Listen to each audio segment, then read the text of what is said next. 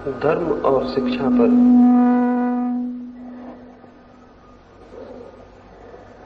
इसके पहले कि मैं कुछ आपसे कहूं,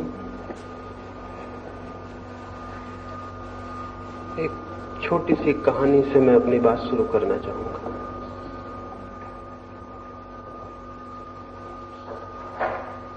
एक सूफी फकीर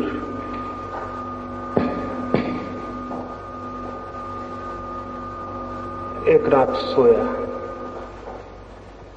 सोते समय बंद ही कर देना समझता हूं, उस फकीर के मन में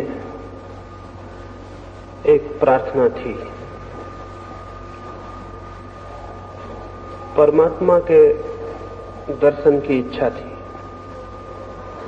रात उसने एक सपना देखा। सपने में देखा कि वो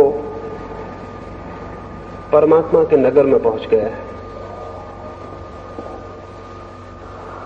बहुत भीड़ भाड़ है रास्तों पर, कोई बहुत बड़ा उत्सव मनाया जा रहा है। उसने पूछा किसी से तो ज्ञात हुआ परमात्मा का जन्मदिन है। एक बहुत बड़े रथ पर एक बहुत प्रतिभाशाली व्यक्ति सवार है। पूछा यही परमात्मा है? ज्ञात हुआ नहीं, ये तो राम है। और उनके पीछे राम के हजारों लाखों भक्त थे। फिर और पीछे घोड़े पर सवार कोई बहुत महिमाशाली व्यक्ति है। पूछा ये परमात्मा है? ज्ञात हुआ वो तो मोहम्मद है और उनके पीछे उनके भक्त हैं। और ऐसे वो शोभा यात्रा लंबी होती गई। क्राइस्ट निकले और महावीर और बुद्ध और जरथुस्त्र, और धीरे धीरे शोभा यात्रा समाप्त हो गई।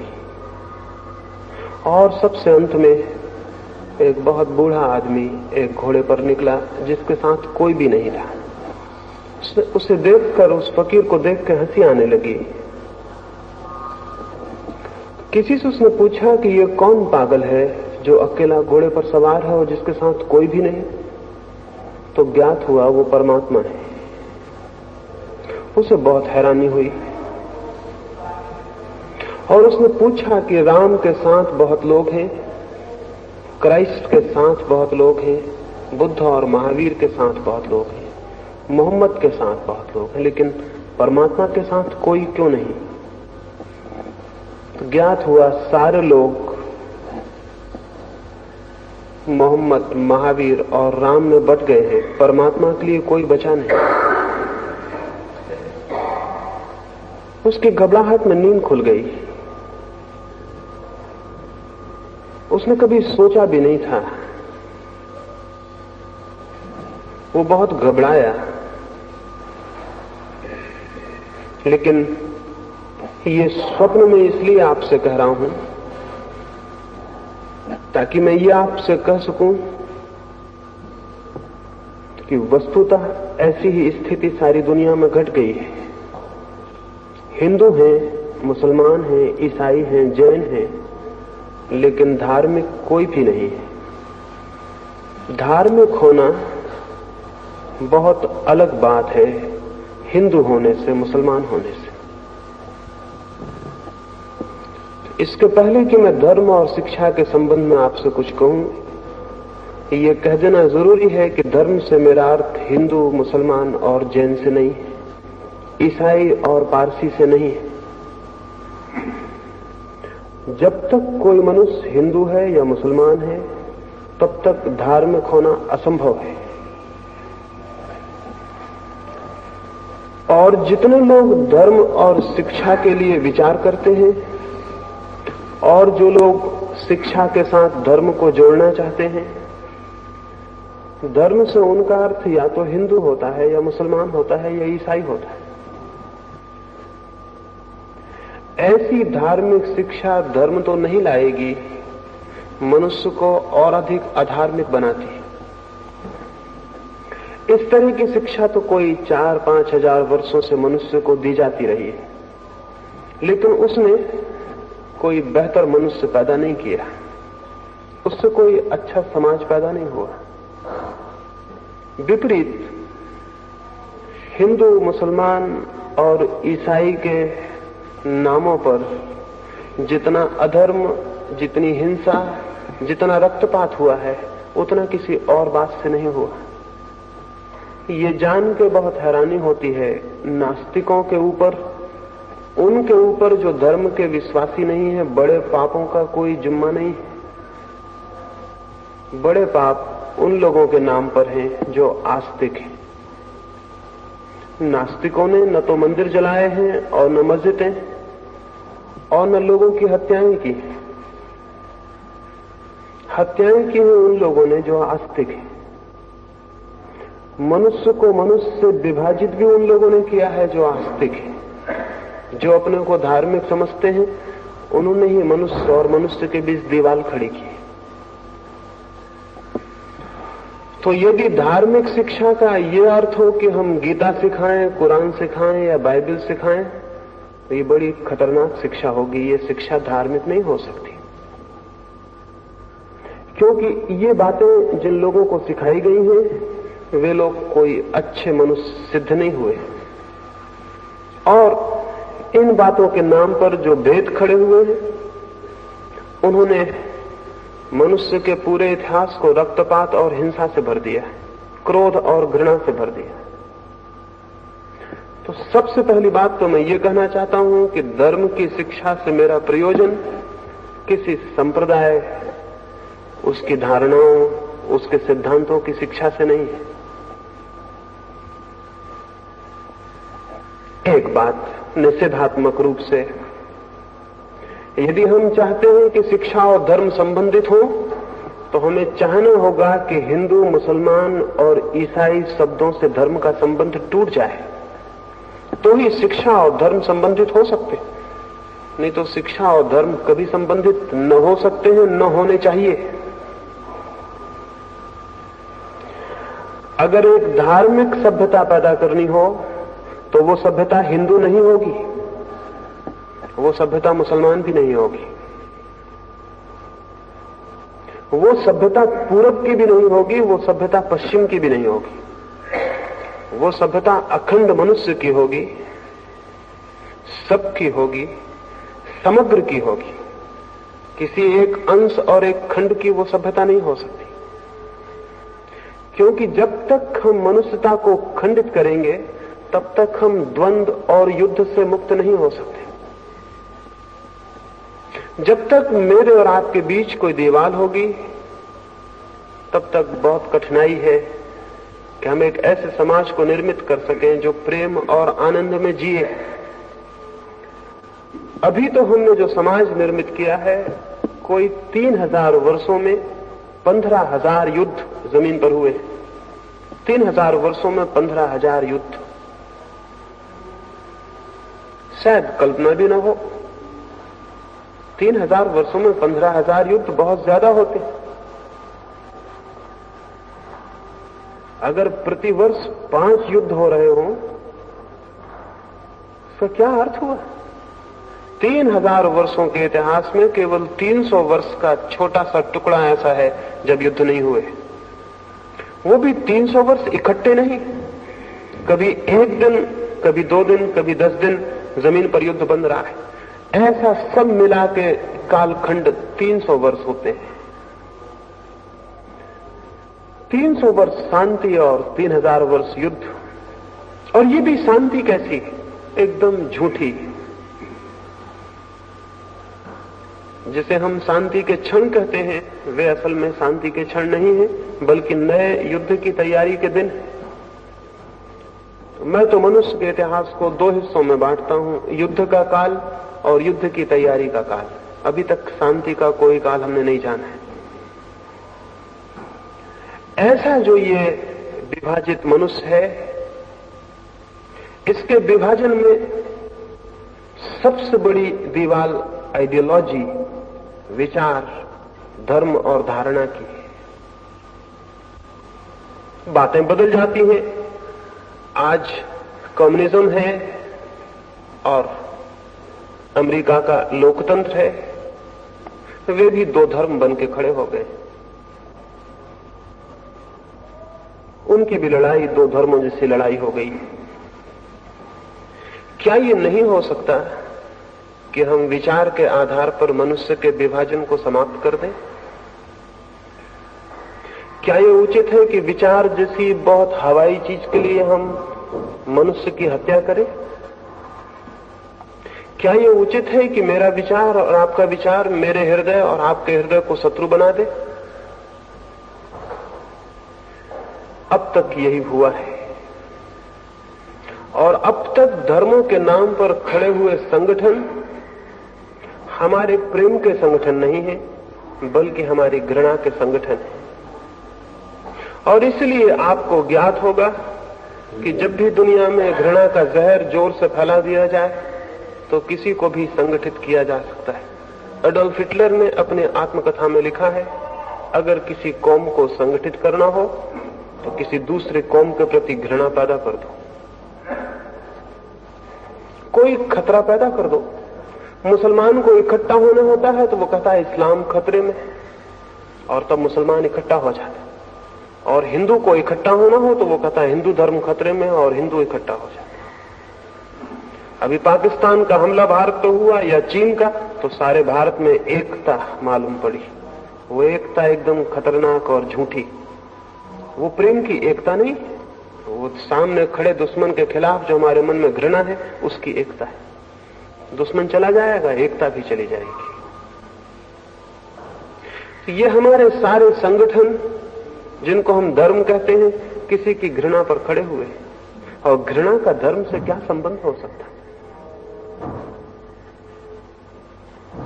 मेरे और आपके बीच जो चीज भी घृणा लाती हो वो धर्म नहीं हो सकती। मेरे और आपके बीच जो चीज प्रेम लाती हो वो धर्म हो सकती है। और ये भी स्मरण रखें, अगर मनुष्य को मनुष्य तोड़ देती हो कोई चीज, तो वही चीज मनुष्य को परमात्मा से कैसे जोड़ सकेगी? मनुष्य को मनुष्य तोड़ देने वाली कोई बात मनुष्य को परमात्मा से जोड़ने वाली बात कभी भी नहीं बन सकती। लेकिन जिनको हम धर्म कहते हैं वो हमें तोड़ रहे हैं। यद्यपि वे सभी प्रेम की बातें करते हैं, और वे सभी इस बात की भी बातें करती हैं, हम सबके बीच एकता, भ्रातृत्व, ब्रदरहुड की। लेकिन बड़ी हैरानी की बात है, उनकी सारी बातें ही रह जाती हैं, और वे जो भी करते हैं उससे घृणा फैलती है और शत्रुता फैलती है। क्रिश्चियनिटी बातें करती है प्रेम की, लेकिन जितनी हत्या ईसाइयों ने की है उतनी हत्या शायद ही किसी ने की हो। तो थोड़ी हैरानी होती, थोड़ी घबराहट होती, और तब ऐसा प्रतीत होता है अच्छी बातें बुरे कामों को छिपाने का रास्ता बन जाती हैं और कुछ भी नहीं। अगर लोगों को मारना हो तो प्रेम के नाम पर मारना बहुत आसान है, और अगर हिंसा करनी हो तो अहिंसा की रक्षा के लिए हिंसा करना बहुत आसान है। और अगर मुझे आपकी जान लेनी हो तो आपके ही हित में जान लेना आसान होगा, क्योंकि तब आप मरेंगे भी और मैं दोषी भी नहीं होऊंगा। तब आप मरेंगे भी, मारे भी जाएंगे और शिकायत भी नहीं कर सकेंगे। तो शैतान ने मालूम है मनुष्य को बहुत पहले यह समझा दिया कि अगर कोई बुरा काम करना हो तो नारा अच्छा चुनना, स्लोगन अच्छा होना चाहिए। जितना बुरा काम हो उतना ऊंचा नारा होना चाहिए, तो बुरा काम छिप जाता है। ये जो धर्मों के नाम पर संगठन है, न तो इनका परमात्मा से कोई संबंध है, न प्रेम से, न प्रार्थना से, न धर्म से। ये हमारे भीतर वो जो घृणा है, ईर्ष्या है, हिंसा है, उसके संगठन है। अन्यथा ये कैसे हो सकता था कि मस्जिदें जलाई जाएं, मंदिर जलाए जाएं, मूर्तियां तोड़ी जाएं, आदमी मारे जाएं? ये कैसे हो सकता है? ये हुआ है, होता रहा है। कोई भी धर्म की शिक्षा तभी धार्मिक होगी जब इस सब से उसका संबंध छूट जाए। लेकिन ये सारे धार्मिक लोग चाहते हैं कि बच्चों को धर्म की शिक्षा दी जाए। ये क्यों चाहते हैं? इनकी इतनी उत्सुकता क्या है? इनकी उत्सुकता ये है कि कहीं बच्चे उन घेरों के बाहर न हो जाएं जिन घेरों के भीतर अब तक आदमी जिया है। क्योंकि अगर बच्चे उन घेरों और दीवालों के बाहर हो गए तो पुरानी पूरी की पूरी संस्कृति भूमिसात हो जाएगी, हो जानी चाहिए, उसे रोकने का भी कोई कारण नहीं है। तो पुराने सारे घेरे गिर जाएंगे, पुराने सारे स्वार्थ के केंद्र टूट जाएंगे, पुराना सारा शोषण टूट जाएगा। तो इसलिए हर पीढ़ी अपने बच्चों को अपनी सब बीमारियां दे जाना चाहती है।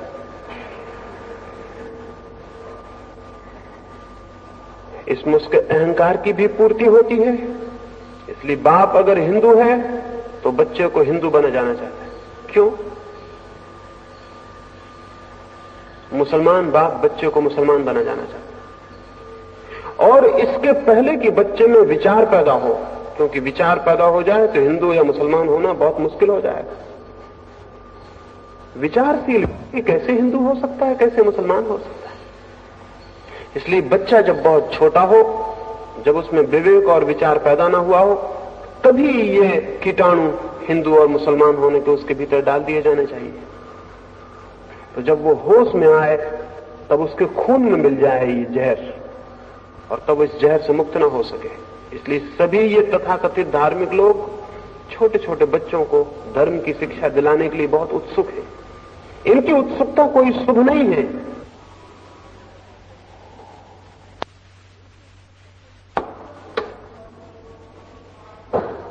और वो ये कि जब उनका विवेक जागृत नहीं हुआ है तब उनके भीतर विश्वास डाल दिए जाएं। विश्वास तो अंधे होते हैं, विश्वास तो अज्ञान से भरे होते हैं। और जब एक बार मन के अचेतन परतों को विश्वास पकड़ लेते हैं तो विचार के जगने में सदा के लिए बाधा हो जाती है। जो हिंदू है वो सोच नहीं सकता, फिर जो मुसलमान है वो भी नहीं सोच सकता, क्योंकि सोचने में खतरा हो सकता है, सोचने में खुद के विश्वास तोड़ने का डर हो सकता है। इसलिए फिर विचार को रोका जाता है। तो ये जो तथाकथित धर्म है और इनकी जो शिक्षा है वो विचार की शिक्षा नहीं है, वो विश्वास की शिक्षा है। और स्मरण रखिए, अगर विचार की शिक्षा हो तो बहुत दिन तक बहुत धर्म नहीं रह सकते, एक ही धर्म शेष रह जाएगा। लेकिन अगर विश्वास की शिक्षा हो तो अनेक धर्म हो सकते हैं। आखिर विज्ञान धीरे धीरे सार्वजनिक सत्यों पर आ गया। गणित हिंदू का अलग नहीं होता, मुसलमान का अलग नहीं होता।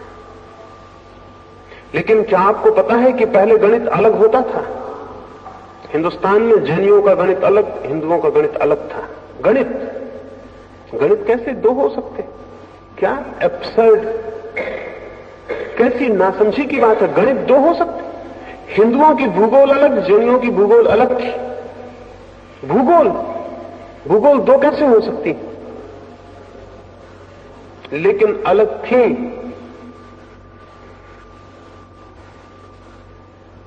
ये अलग इसलिए थी कि ये विश्वास पर खड़ी थी, इनपे विचार की कोई खोजबीन नहीं थी।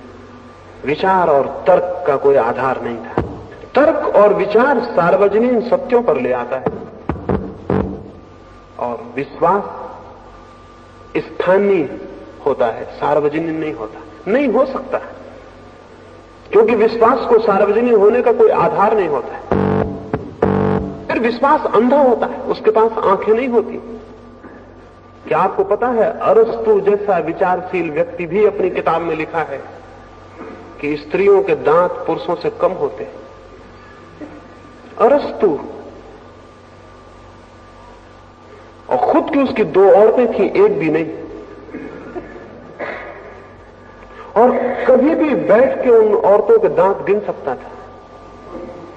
लेकिन नहीं, यूनान में यह विश्वास था कि औरतों के दांत कम होते। असल बात यह है कि पुरुष ये मानने को कभी राजी नहीं कि स्त्री उसके बराबर होती, उससे कम होनी चाहिए। पुरुष के बराबर कैसे हो सकती, दांत कैसे बराबर हो सकते, इसलिए कभी गिनने का सवाल नहीं उठा। 1000 साल तक यूनान के करोड़ों लोग ये मानते रहे कि स्त्रियों के दांत कम होते हैं। किसी ने गिना नहीं, स्त्रियां घर घर में उपलब्ध है, पुरुषों से थोड़ी ज्यादा ही है, कम नहीं है।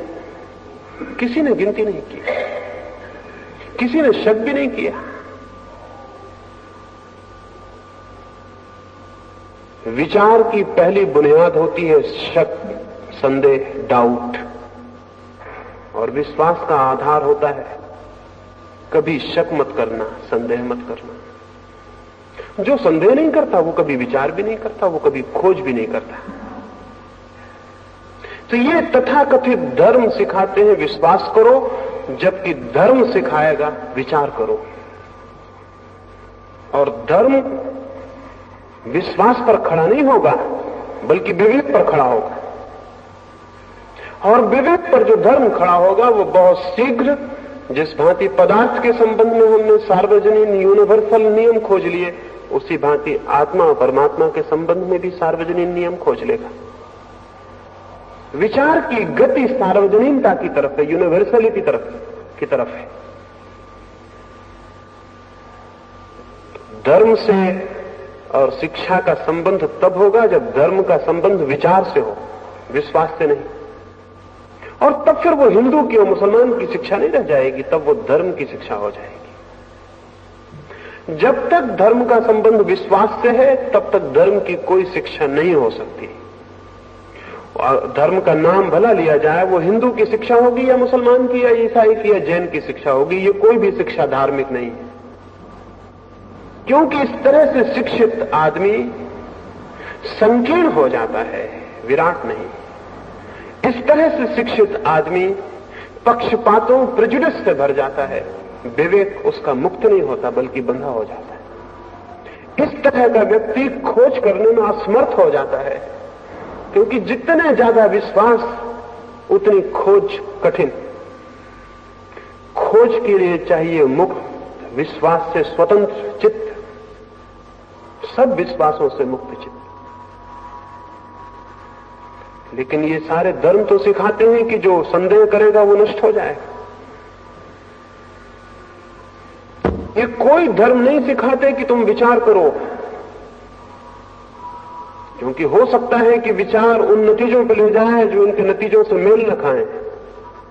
इसलिए विचार से ये भयभीत है, सारे धर्म विचार से भयभीत है। इसलिए दुनिया का कोई विकास नहीं हो सका, मनुष्य जाति का विकास नहीं हो सका। जहां विचार से भय है वहां विकास असंभव है। समस्त विकास विचार का विकास है। तो धर्म शिक्षा का केंद्र बन सकता है, लेकिन इसके पहले धर्म का केंद्र विचार को बनाना होगा, विश्वास को नहीं।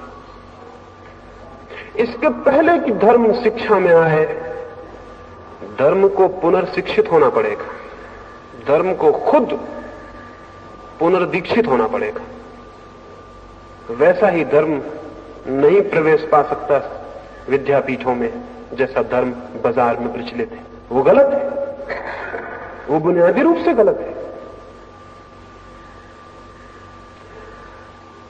तो विद्यापीठों में, शिक्षालयों में निश्चित ही धर्म आना चाहिए, क्योंकि ये बात अधूरी होगी कि हम केवल पदार्थ के संबंध में चिंतन करें। ये बात अधूरी होगी कि हम केवल पदार्थ के संबंध में खोजबीन करें। ये पूरे मनुष्य को जानने में बहुत अधूरी सिद्ध होगी। जानना ही होगा, सोचना ही होगा, विचारना ही होगा मनुष्य की चेतना के संबंध में, उसकी आत्मा के संबंध में। जीवन में पदार्थ ही सब कुछ नहीं है, कुछ और भी है, कुछ और विराटतर भी हमारे भीतर है। उसे खोजना होगा, जानना होगा, विचारना होगा। लेकिन ये जो तथाकथित धर्म है, ये उसे विचारने के लिए स्वतंत्रता देने को राजी नहीं। इन धर्मों का शिक्षा से कोई संबंध नहीं हो सकता है, और दुर्भाग्य होगा कि इनका कोई संबंध हो जाए। इनका संबंध नहीं होना चाहिए। लेकिन इसका यह अर्थ नहीं कि धर्म का संबंध नहीं होना चाहिए। धर्म का संबंध तो होना चाहिए।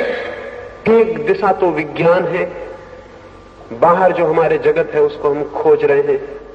एक दिशा धर्म है, भीतर हमारे जो जगत है उसे भी खोजना है। दो जगत है, एक हमारे बाहर है, एक हमारे भीतर है। राबिया नाम की एक फकीर औरत थी। एक दिन सुबह उसके दरवाजे पर उसके एक मित्र ने कहा कि राबिया बाहर आओ, बहुत सुंदर सूरज उग रहा है, बड़ी सुंदर सुबह है, इतनी सुंदर प्रभात मैंने कभी नहीं देखी, बाहर आओ। राबिया ने कहा, मित्र मैं तुम्हें निमंत्रण देती हूं कि तुम ही भीतर आ जाओ, क्योंकि तुम जिस सूरज को देख रहे हो और जिस सुबह को, मैं उसके बनाने वाले को भीतर देख रही हूं।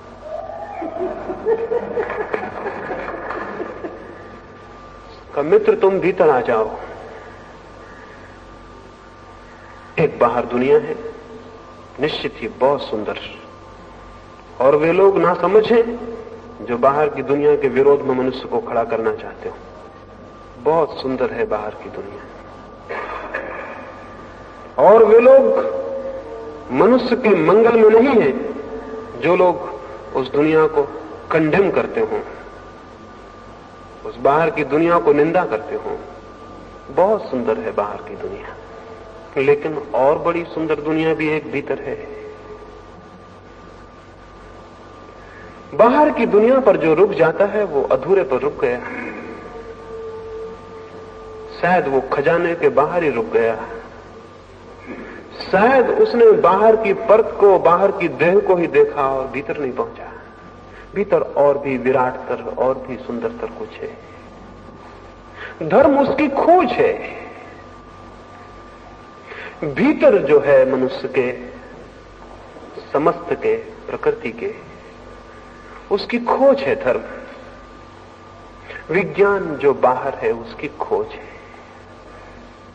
बाहर की खोज अधूरी है।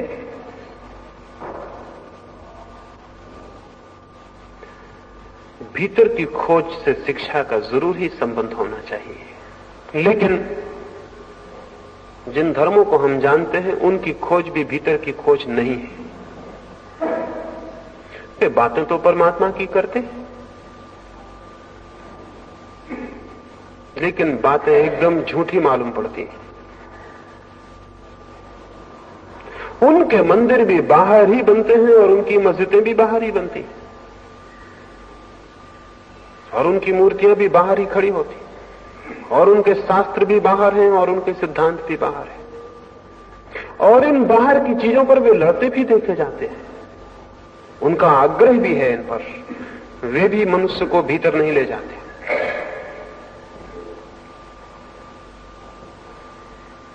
एक निग्रो एक चर्च के द्वार पर एक दिन सुबह सुबह गया और उसने प्रार्थना की उस चर्च के पुरोहित से कि मुझे भीतर आने दे। लेकिन निग्रो, काली चमड़ी का आदमी और सफेद चमड़ी वाले लोगों के मंदिर में कैसे जा सकता है? ये जो भीतर की बातें करते हैं ये भी चमड़ी को देखते हैं कि वो काली है या गोरी।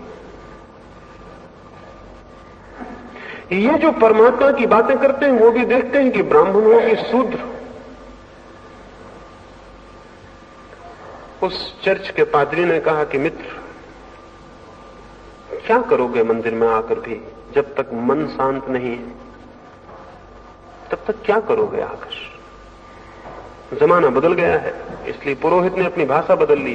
पहले भी रोकता था वो, लेकिन पहले वो कहता कि हट शूद्र, यहां कहां तुझे प्रवेश। लेकिन अब जमाना बदल गया, उसे अपनी भाषा बदलनी पड़ी। रोकता वो अब भी। तो उसने ये नहीं कहा कि शूद्र यहां से भाग जाओ, उसने कहा कि क्या करोगे मंदिर में आकर भी?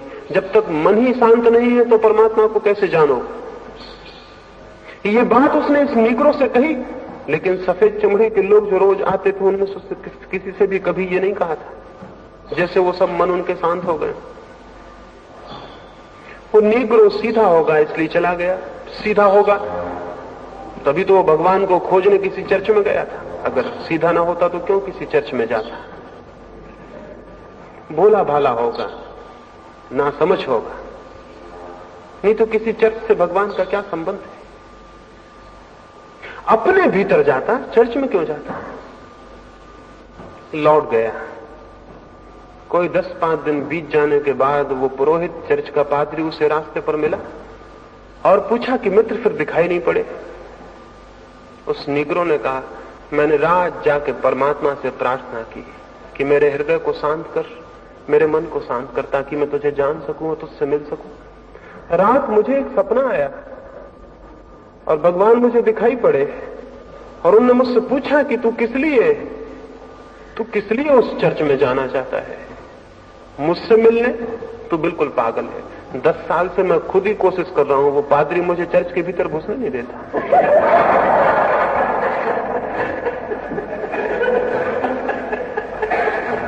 तो जहां मैं नहीं जा सका हूं वहां तू जा सकेगा, ये बहुत कठिन है। इन मंदिरों में और मस्जिदों में और इनके आग्रह करने वाले लोगों में बाहर के प्रति इतनी आस्था है, इतना आग्रह है कि ये भीतर के प्रति जानकार हो ये संभव नहीं मालूम होता। मंदिर और मस्जिद तो शिक्षा से नहीं जुड़ सकते, नहीं जुड़ने चाहिए, लेकिन हां, भीतर जाने का कोई द्वार, भीतर जाने का कोई मार्ग जरूर। उसके बिना शिक्षा एकदम अधूरी है, एकदम अधूरी है। तभी मैं देखता हूं कि इन शिक्षालयों में मंदिर बनाने की योजनाएं चलती हैं, वे गलत है। मंदिर किसी का होगा, हिंदू का होगा या मुसलमान का होगा या ईसाई का होगा। मंदिर किसी का होगा और जो किसी का है वो परमात्मा का नहीं हो सकता। परमात्मा का मंदिर भी है, लेकिन वो ईंट और पत्थरों से नहीं बनता। परमात्मा का मंदिर भी है, लेकिन बाहर जो स्थान है उस पर जगह घेर कर नहीं बनता। मनुष्य के भीतर जो है चेतना, उससे निर्मित होता है और वही निर्मित होता है, स्थान में नहीं, आत्मा में, बाहर नहीं, भीतर, अंतस में। तो अंतस में परमात्मा का मंदिर बने, इस तरफ शिक्षा की दृष्टि न होगी तो शिक्षा बहुत अधूरी होगी, बहुत अधूरी होगी। और अब तक सारी शिक्षा अधूरी रही है, और इसलिए अब तक सारी शिक्षा एक लंबी असफलता से ज्यादा नहीं। 20-25 वर्ष की उम्र तक हम शिक्षित करके युवक को दुनिया में भेजते, वो एकदम अधूरा आदमी होता है। उसे जीवन में जो भी केंद्रीय है उसका कोई पता नहीं होता, जीवन में जो भी मूल्यवान है उसका उसे कोई पता नहीं होता। जीवन में जो क्षुद्र है वो केवल उसकी गणना सीख कर ही आता है, और तब 25 वर्ष तो उसने क्षुद्र को सीखने में गंवाए होते हैं, शेष जीवन उस क्षुद्र के व्यवहार में गंवा देता है। सम्यक शिक्षा धर्म विहीन नहीं हो सकती, क्योंकि सम्यक शिक्षा मनुष्य के अंतःकरण की शिक्षा ही होगी। क्या है हमारे भीतर और कैसे वो शिक्षित हो सकता है? क्या कुछ सिद्धांत हम सिखाएं? क्या हम सिखाएं बच्चों को कि ईश्वर है? क्या हम सिखाएं कि आत्मा है, परलोक है, स्वर्ग नरक है, मोक्ष है? ये सिखाएं? नहीं, इस तरह की शिक्षा भी मनुष्य को भीतर नहीं ले जा सकती। इसलिए कि जो भी हम सिखा देते हैं वो हमारे भीतर जाकर हमारा पक्ष, हमारी प्रेजुडिस बन जाती है। एक छोटे से अनाथालय में मैं गया, वहां कोई 100 बच्चे थे, और अनाथ बच्चे तो उनको तो जो भी शिक्षा देनी हो दी जा सकती, कोई कठिनाई नहीं।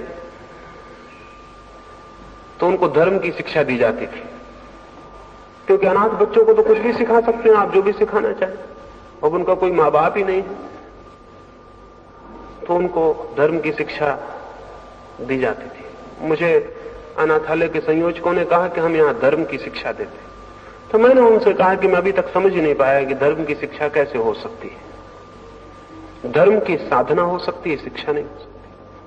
इसमें थोड़ा सा मैं फर्क करता हूं, और वही धर्म की शिक्षा है, धर्म की साधना। तो मैंने कहा शिक्षा क्या देते होंगे, खैर मैं देखूं। तो उन्होंने कहा आप इनसे कोई भी प्रश्न पूछिए, ये बराबर उत्तर देंगे कि ये हो सकता है। उन्होंने खुद ही पूछा ईश्वर है, उन छोटे छोटे बच्चों ने हाथ उठा के हिलाए कि हाँ ईश्वर है। उन्होंने पूछा ये आत्मा है, उन बच्चों ने कहा आत्मा है। उन्होंने पूछा आत्मा कहां, उन सब बच्चों ने अपने हृदय पर हाथ रखे और कहा कि आत्मा यहां है। जैसे हम मिलिट्री में लेफ्ट राइट करना सिखा देते हैं, ऐसे ही उन्होंने उनको ये सिखा दिया। उनको ये सिखा दिया कि तो उनका हाथ हृदय पे चला गया। आत्मा कहां है? तो उन्होंने कहा यहां। मैंने एक छोटे बच्चे से पूछा कि हृदय कहां है? उसने कहा ये तो हमें बताया नहीं गया। जो उसे बताया गया था वो उन्होंने बताया, जो उन्हें नहीं बताया गया था वो कैसे बताते? हृदय का कोई पता नहीं, आत्मा कहां है ये मालूम, परमात्मा कहां है ये मालूम। मैंने उन संयोजकों से कहा कि इन बच्चों के लिए आप जीवन भर के लिए धर्म से तोड़े दे रहे हैं, क्योंकि ये बातें ये सीख जाएंगे और यही खतरा है, और फिर जीवन भर इन्हीं सीखी हुई बातों को दोहराते रहेंगे। और सीखी हुई बातों को जो दोहराता है वो जानने से वंचित रह जाता है। सीखी हुई बातें दोहराते रहेंगे जीवन भर। जीवन जब भी समस्या खड़ी करेगा तभी इनके बंधे हुए उत्तर भीतर से आ जाएंगे। जीवन पूछेगा ईश्वर है, और इनका सीखा हुआ उत्तर कहेगा ईश्वर है। और जीवन पूछेगा कहां, और इनके हाथ मशीनों की भांति अपने हृदय पर चले जाएंगे और कहेंगे यहां। और ये बिल्कुल हाथ झूठे होंगे, क्योंकि ये सिखाए हुए हैं। सिखाई हुई बातें पदार्थ के जगत में तो अर्थ रखती हैं, परमात्मा के जगत में कोई भी अर्थ नहीं रखती। सिखाई हुई बातें। अगर हम किसी को प्रेम करना सिखा दें तो एक बात पक्की, इस जीवन में अब वो प्रेम को कभी ना जान पाएगा। अगर हम उसे सिखा दें प्रेम कैसे करना चाहिए,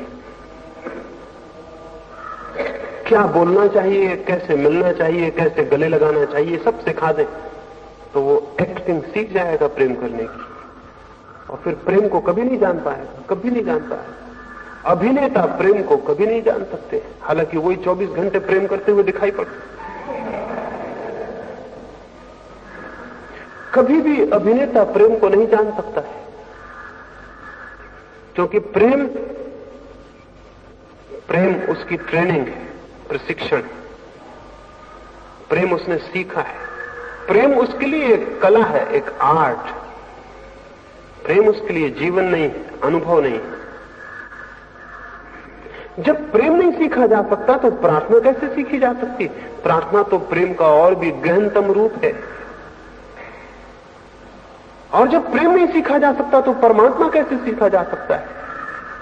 परमात्मा तो हमारे जीवन में जो सबसे ज्यादा अननोन है, सबसे ज्यादा अज्ञात है, वही है।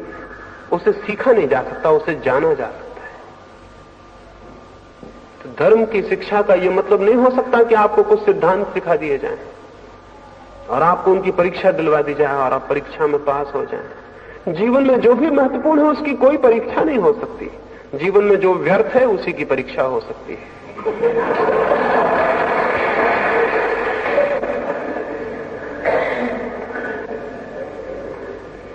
इसलिए जो लोग परीक्षाएं पास करके इतरा जाते हैं वो बिल्कुल पागल है,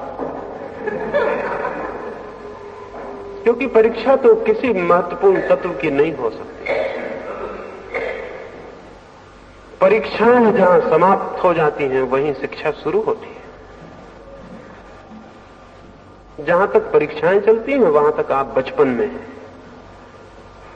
वो सब बच्चों की बातें हैं। जीवन की प्रौढ़ता बड़ी और बात है। तो धर्म जाना जा सकता है, सिखाया नहीं जा सकता। कोई दूसरा आपको नहीं सिखा सकता। कोई सिद्धांत, कोई उपदेश आपको धार्मिक नहीं बना सकते। फिर क्या करें, क्या हो? हम बीज बो देते हैं, फिर पौधे को निकालते थोड़ी हैं बीज से, पौधा निकलता है। हम केवल व्यवस्था जुटा देते हैं, बीज को डाल देते हैं, पानी खाद और सब जुटा देते हैं, बागुड़ लगा देते हैं, फिर पौधा निकलता है। पौधा निकाला नहीं जाता, फिर उसमें कलियां आती, कलियां निकाली नहीं जाती, फिर कलियां फूल बनती हैं, कलियों को फूल बनाया नहीं जाता, बाकी फिर सब होता है। हम सिर्फ अवसर जुटा देते हैं। धर्म की शिक्षा नहीं हो सकती, धर्म का बीज विकसित हो सके इसका शिक्षालयों में अवसर जुटाया जा सकता है, इसका अवसर जुटाया जा सकता है, इसकी हवा, इसका वातावरण जुटाया जा सकता है, जमीन बनाई जा सकती है और मौका दिया जा सकता है, उसमें कुछ पैदा हो सकता है। इस अवसर जुटाने में कोई 2-3 तत्व महत्वपूर्ण हो सकते हैं, उनकी मैं थोड़ी सी बात करूंगा। पहला तत्व तो है साहस। अदम्य साहस चाहिए जिसे परमात्मा की खोज करनी हो। हिमालय चढ़ने में कोई बहुत बड़े साहस की जरूरत नहीं, लेकिन परमात्मा तक जाने में बहुत बड़े साहस की जरूरत है, क्योंकि न तो उससे ऊंचा कोई बिंदु है और न उससे गहरा कोई बिंदु है। लेकिन आमतौर से जिनको हम धार्मिक लोग कहते हैं वो एकदम साहसहीन, बल्कि सच तो यह है कि जैसे जैसे साहस कम होता है आदमी धार्मिक होता जाता है। बुढ़ापे के करीब आदमी धार्मिक होता है। जैसे जैसे भय बढ़ने लगता है, मौत करीब आने लगती है, डर लगने लगता है, वैसे वैसे धार्मिक होने लगता है। मंदिरों में जाइए, चर्चों में जाइए, वहां ऐसे लोग दिखाई पड़ेंगे जो या तो मर गए हैं या मरने के करीब इकट्ठे। और अगर कोई जवान आदमी धर्म का विचार करे तो लोग उसको कहते हैं अभी तुम्हारी उम्र है। यानी धर्म की उम्र का मतलब, यानी जब आपकी उम्र ना बचे तब धर्म की उम्र शुरू होती। जब उम्र ना बचे, जब एक पैर कब्र में चला जाए, तब प्रार्थना कर लेना। और यहां तक बात पहुंच गई है कि जिनने उस वक्त भी ना कर पाई, वो जब मर जाते हैं तो उनके कान में गीता वगैरह सुना देते हैं। जो नहीं कर पाए, दोनों ही पैर चले गए, तो उनको हम कान में सुना देते हैं मरने के बाद। धर्म भय पर खड़ा नहीं हो सकता, लेकिन अभी भय पर खड़ा है। और इसीलिए दुनिया में कोई क्रांति नहीं हो सकी कि धार्मिकता पैदा हो सके।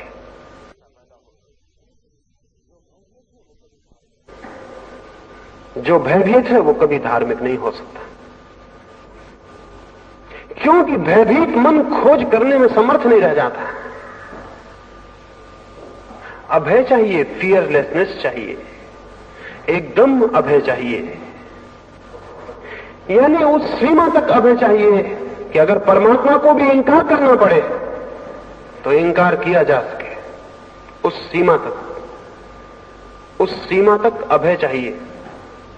इसलिए नास्तिकता को मैं आस्तिकता की पहली सीढ़ी कहता हूं। जो आदमी नास्तिक ही नहीं हो सकता वो कभी आस्तिक नहीं हो सकेगा,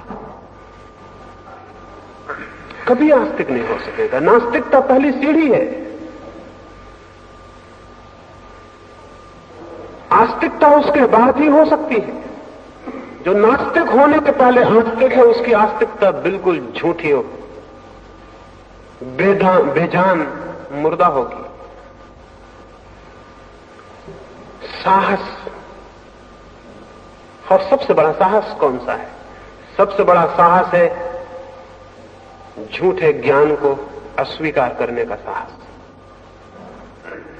अगर तुम्हें पता नहीं है कि ईश्वर है तो कभी राजी मत होना मानने को कि ईश्वर है। अगर तुम राजी हो गए फिर जान नहीं पाओगे। राजी मत होना अगर तुम्हें पता नहीं है। अगर तुम्हें पता नहीं है कि ईश्वर है तो तुम कहना कि मुझे पता नहीं है कि ईश्वर है।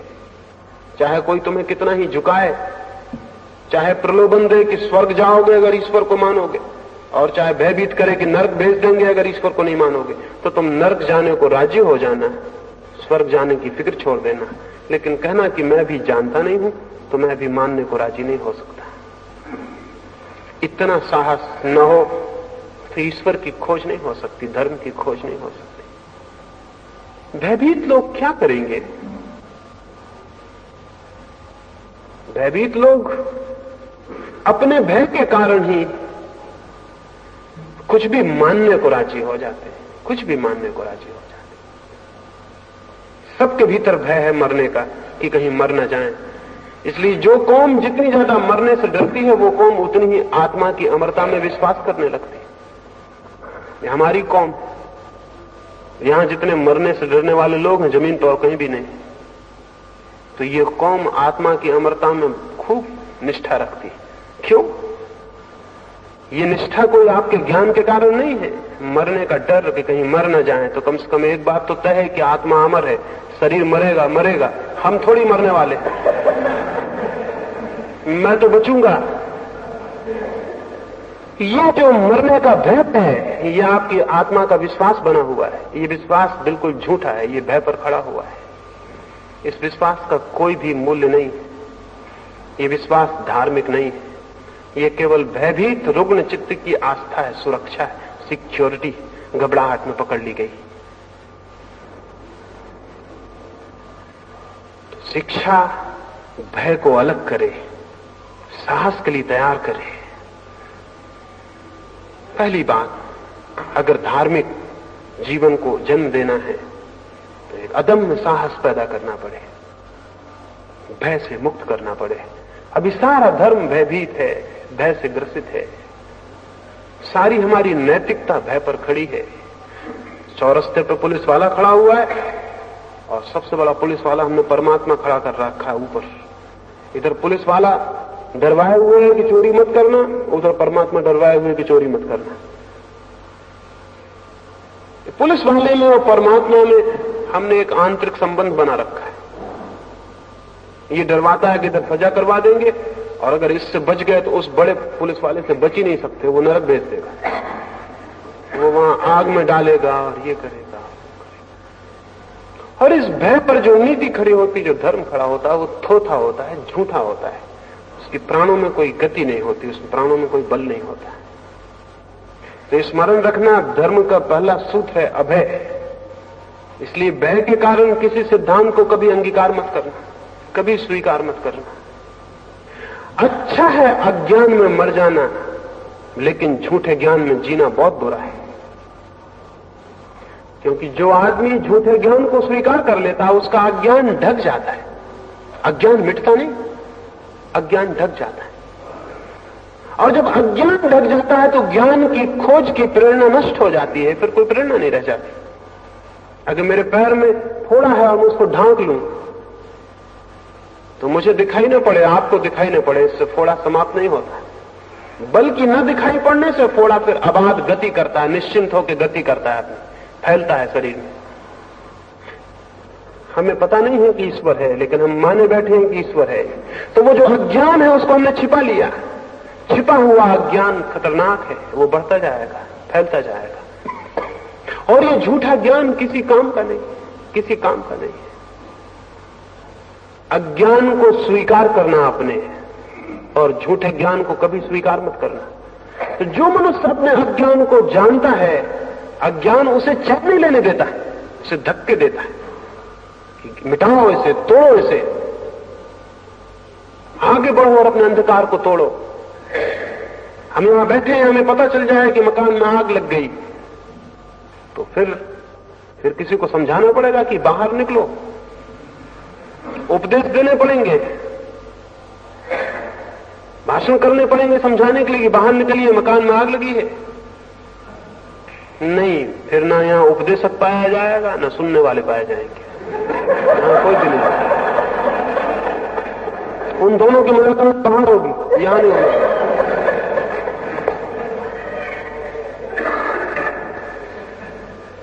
ये जो जीवन है हमारा, इसका अज्ञान अगर हमें दिखाई पड़ने लगे तो अज्ञान लपटों की भांति चारों तरफ अंधकार, अज्ञान अपने आप गति लाता है कि बाहर निकलो, इसके बाहर उठो। कोई अज्ञान से सहमत होने को राजी नहीं है। झूठे ज्ञान ने लोगों को सहमत करने के लिए राजी बना दिया। दुनिया में कोई अज्ञान को सहने के लिए राजी नहीं है, लेकिन झूठे किताबी ज्ञान ने, उपदेशों ने लोगों को राजी बना दिया, अज्ञान को सहमत होने के लिए तैयार कर दिया। हम अपने अज्ञान से सहमत हो जाते हैं।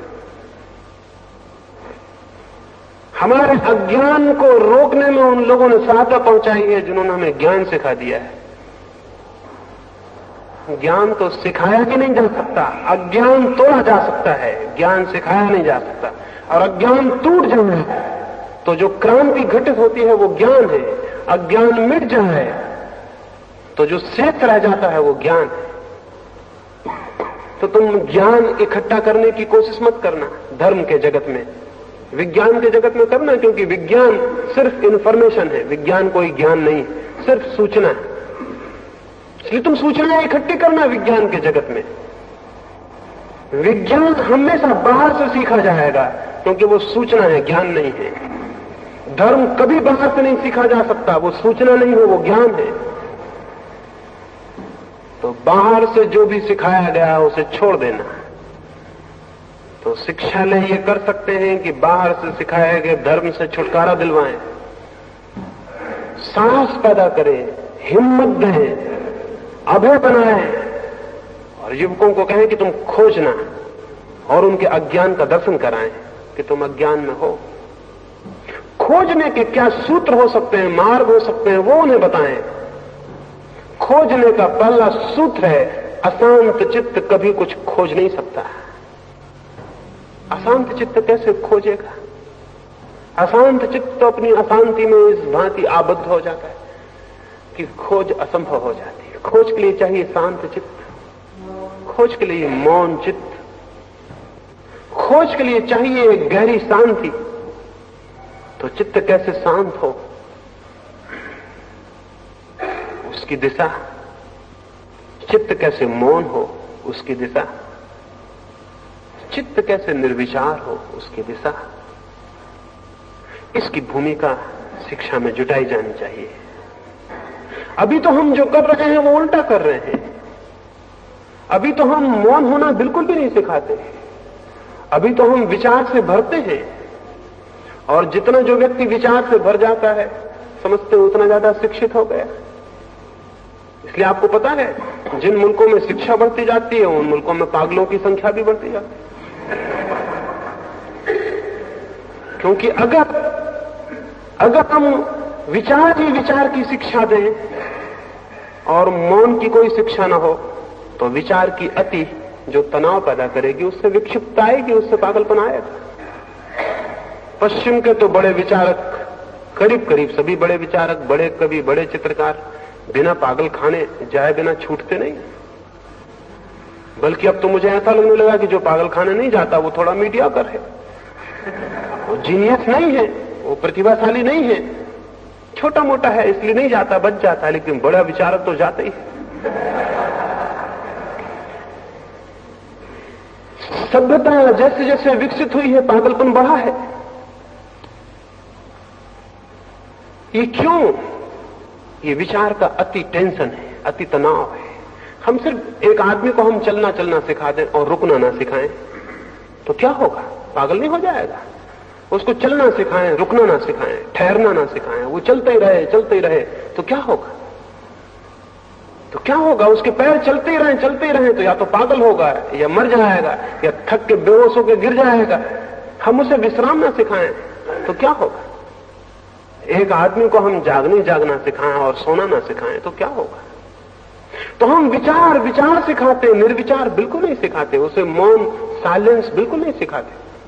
उसका परिणाम क्या होगा? ये विचार की अति मस्तिष्क को इतने तनाव से भर देगी कि उस तनाव का अंतिम परिणाम यही हो सकता है कि मस्तिष्क टूट जाए, स्नायु जवाब दे दें, वो पागल हो जाए। ये हो रहा है।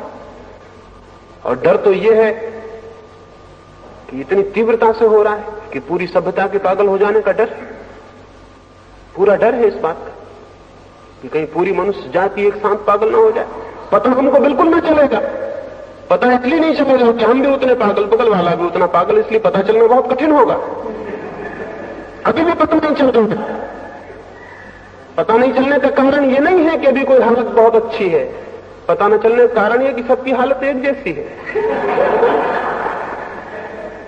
एक गांव में ऐसा हुआ, एक बार एक जादूगर आया और उसने आके कुएं में कोई पुड़िया डाल दी। गांव में एक ही कुआं और उसने कहा कि इसका जो भी पानी पिएगा वो पागल हो जाए। गांव भर के लोगों को पानी पीना पड़ा। सिर्फ गांव का जो राजा था उसने नहीं पिया, उसके घर में एक कुआं और था। राजा, रानी और वजीर ने पानी नहीं पिया, लेकिन शाम तक गांव के लोगों को तो पानी पीना ही पड़ा। एक ही कुआं था गांव में।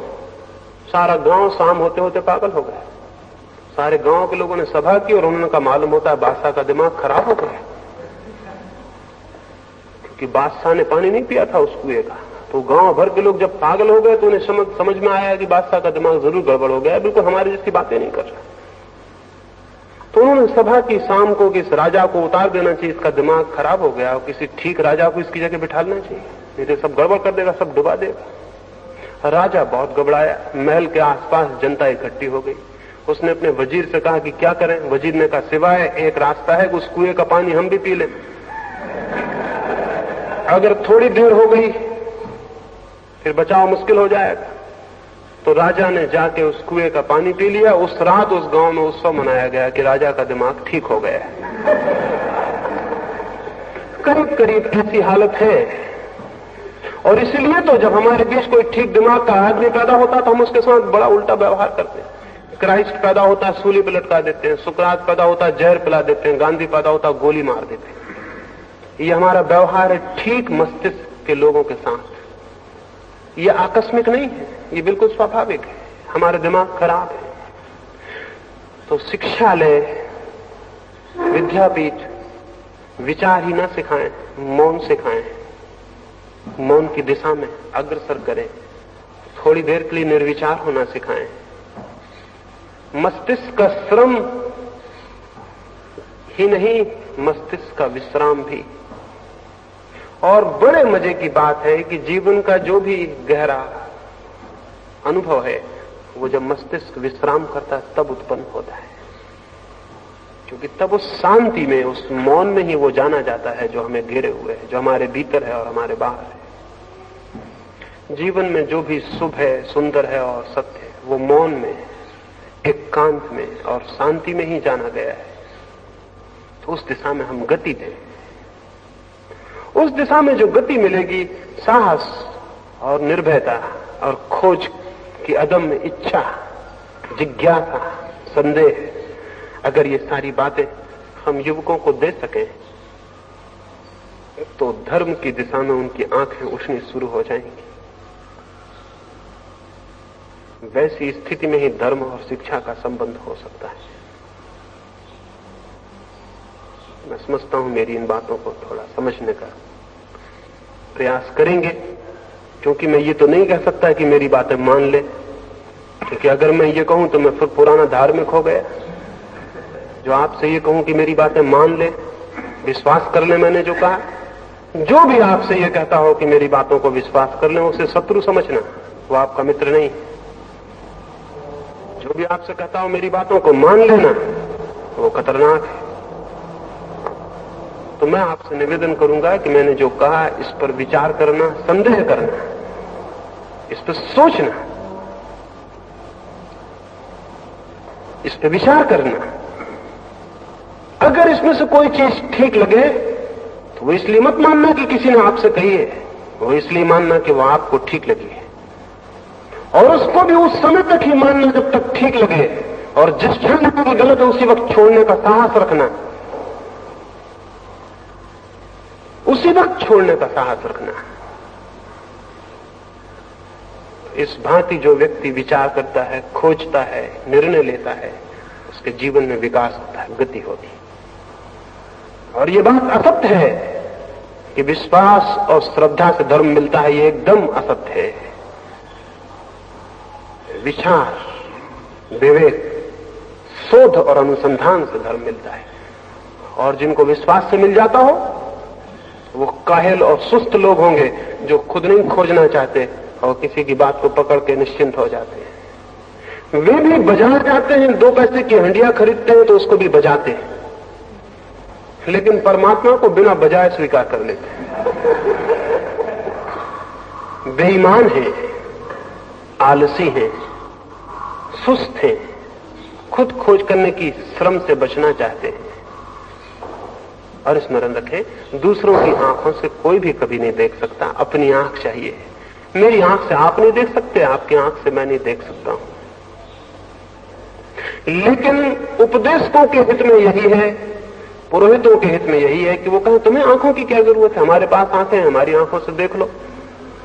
उनके लिए हित में है, क्योंकि लोग जितने ज्यादा अंधे होंगे उतनी ही बड़ी भीड़ उनके पीछे खड़ी होगी, और लोग जितनी भीड़ों की भांति होंगे उतना ही ज्यादा उनका अनुगमन होगा और शोषण होगा। धर्म मनुष्य को विवेक और तेज युक्त बनाता है, और ये तथाकथित धर्म उसको विवेकहीन, तेज शून्य और भेड़ जैसा बना देते हैं।